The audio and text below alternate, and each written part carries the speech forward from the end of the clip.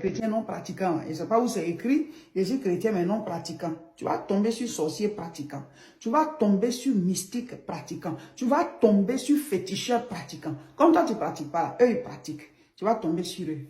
Je dis, sur cette terre-là, si tu ne veux pas être un homme ou une femme spirituelle, tu seras une victime du monde spirituel. Ceux qui sont spirituels, là, spirituels, diaboliques, là, ils vont te faire la peau. On ne va pas te laisser réussir. On ne va pas te laisser t'en sortir.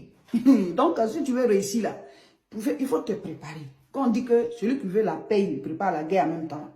Si tu veux réussir, là, il faut te préparer. Parce que ceux qui ne veulent pas que tu réussisses, là, eux, ils sont là.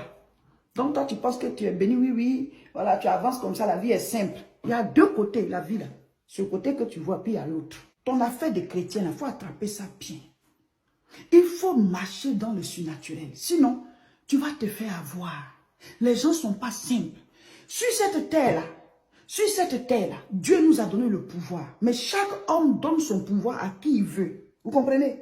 Il y a des hommes qui sont allés voir des démons pour que ces démons les habitent. Et donc, ces démons agissent à travers eux.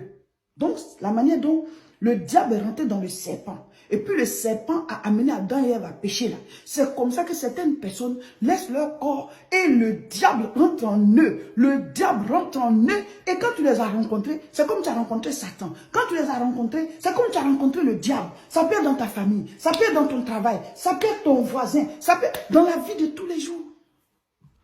Donc, quand tu tombes sur ce genre de personnes, et puis toi, tu n'es pas spirituellement rempli de la gloire de Dieu, la personne va t'avoir. Soit elle va te faire perdre ton travail, elle va te faire un accident, elle va te faire perdre ton foyer, elle va te donner une maladie.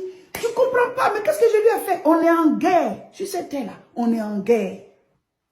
Prenez-en conscience. C'est pour ça que nous, de temps en temps, on fait des temps de jeûne et prière pour amener le peuple de Dieu à se réveiller. Parce qu'il y a des gens qui ont une âme. Tu peux avoir une âme, mais tu ne sais pas tirer.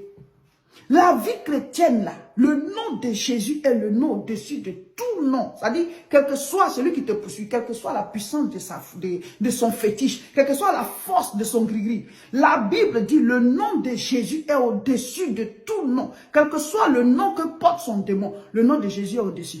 Mais tu as l'âme de Jésus là, et tu ne sais pas tirer, tu ne sais pas prier, tu ne sais même pas que tu dois connaître la parole, tu ne sais rien. Tu dis, je suis un chrétien non pratiquant. Ceux qui pratiquent pour eux là, ils vont te faire la peau.